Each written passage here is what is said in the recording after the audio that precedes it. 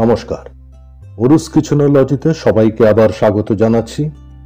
প্রচন্ড গরম চলছে। এই গরমে আমার আজকের রেসিপি প্রাণ ঠান্ডা করা লেমনেড।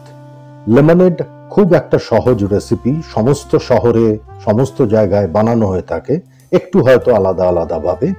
আমি খুব সিম্পল ওয়েতে দু ধরনের লেমনেড বাড়িতে বানিয়ে আপনাদেরকে দেখাচ্ছি, একটা মশলা লেমনেড আর একটা প্লেন লেমনেড।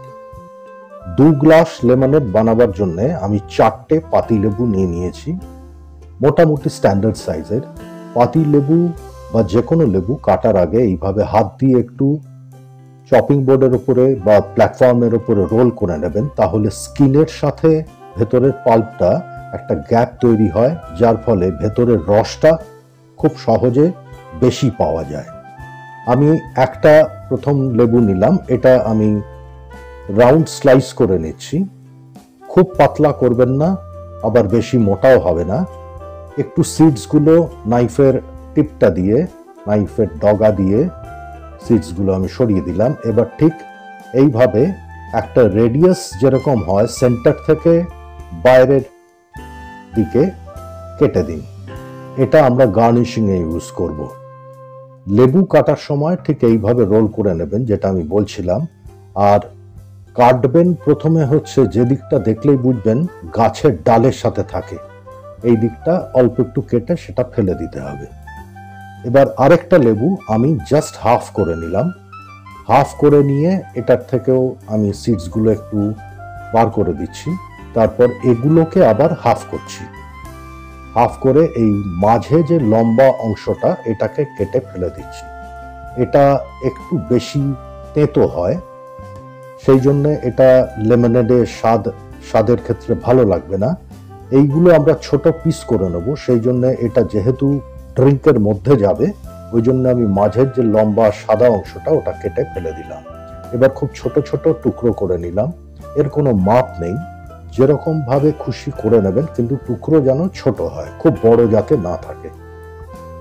এইভাবে এটারও মাঝের সাদা অংশ দেখুন, এই যে 4টে ছোট টুকরো হলো, আমি কেটে ফেলে দিয়ে ছোট ছোট পিস করে নিলাম। এইভাবে একটা লেবু 2 গ্লাসের জন্য ছোট পিস করে বানিয়ে রাখলাম।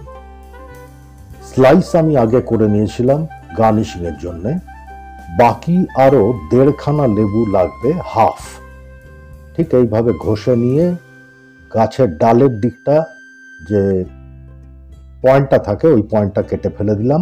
3টে হাফ লেবু লাগবে, এটার থেকে আমরা রসটা নেব। আর আরো 2-3টে স্লাইস খুব পাতলা পাতলা করে রেখেছি, সেটা কিভাবে দেব সেটা পরে দেখতে পাবেন। 3টে অর্ধেক অংশ বেসিক্যালি লাগবে রসের জন্য, 2টো লাগবে গার্নিশিং এর জন্য, কিছু টুকরো লাগবে যেটা আমরা ড্রিঙ্কের ভেতরে ইউজ করব, আর বাকিগুলো পাতলা স্লাইস লাগবে। 2টো গ্লাস নিয়ে নিয়েছি। প্রথমেই দিয়ে দিচ্ছি টুকরো করে রাখা ছোট যে লেবুর টুকরোগুলো, সেগুলো মোটামুটি 5টা-6টা করে এক একটা গ্লাসে দিয়ে দিচ্ছি।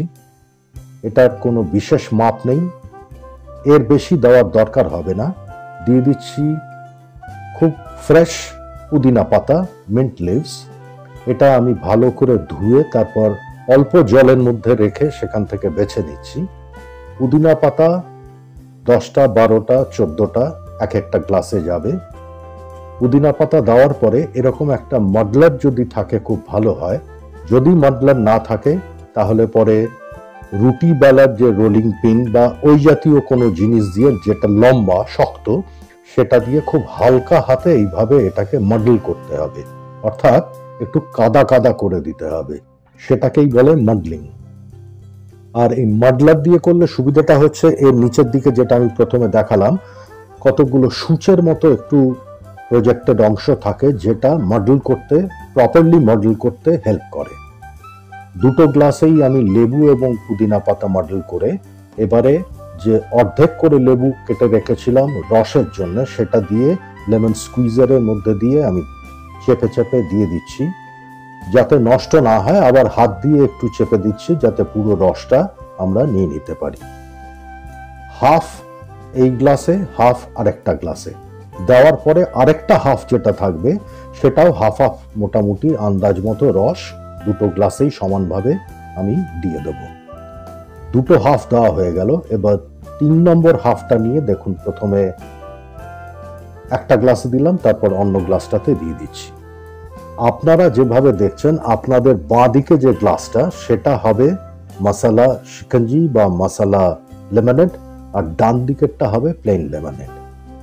এবারে আমি চিনি গুঁড়ো করে রেখেছিলাম মিক্সির যেটা গ্রাইন্ডিং জার, সেটার মধ্যে।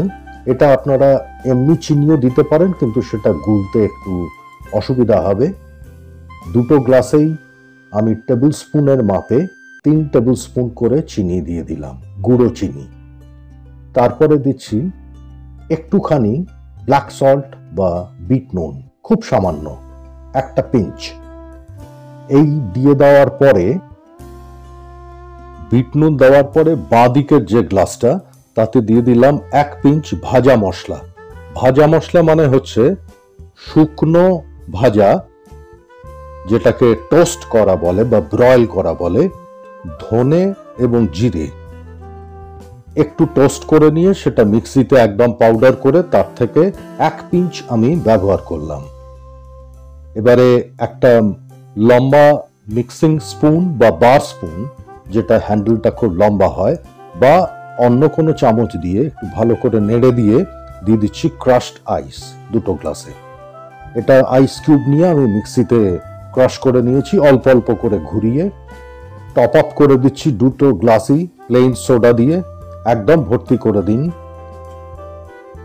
যতটা আঁটবে কানায় কানায় অলমোস্ট ভরে দিয়ে, আবার একটু বার স্পুন দিয়ে খুব ভালো করে একটু নেড়ে দিতে হবে। নিচের দিক থেকে যেগুলো লেবুর টুকরো, পুদিনা পাতা যা আছে সেগুলো যাতে একটু ওপর দিকে উঠে আসে, তাহলে পুরোটার মধ্যে, পুরো ড্রিঙ্কটার মধ্যে সুন্দর ফ্লেভার তৈরি হয়ে যাবে। আমাদের অলমোস্ট রেডি। এবার জাস্ট একটু সাজিয়ে দেওয়া, গার্নিশ করে দেওয়া।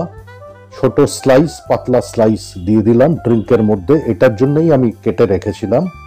আর যেগুলো মাঝখান থেকে একটু চিড়ে দেওয়া যে স্লাইসগুলো, সেটা গ্লাসের সাইডে এজের মধ্যে আটকে দিন। একটু পুদিনা পাতার ছোট ডাল সহ তার পাশে দিয়ে দিন, জাস্ট গার্নিশ করার জন্য। কারণ লেমনেড মানে পিওরলি লেমন এবং মিন্ট সাথে সুগার, এই কম্বিনেশনে হবে। বাড়িতে গেস্ট এলে এইভাবে প্রেজেন্ট করুন। এই প্রচন্ড গরমে প্রত্যেকের খুব পছন্দ হবে, প্রত্যেকে ভালোবাসবে।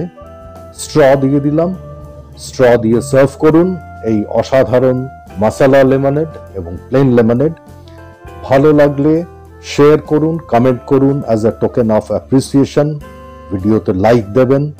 আপনাদের সকলের সাবস্ক্রিপশনের অপেক্ষায় থাকলাম। সুস্থ থাকুন, ভালো থাকুন। আবার দেখা হবে। নমস্কার।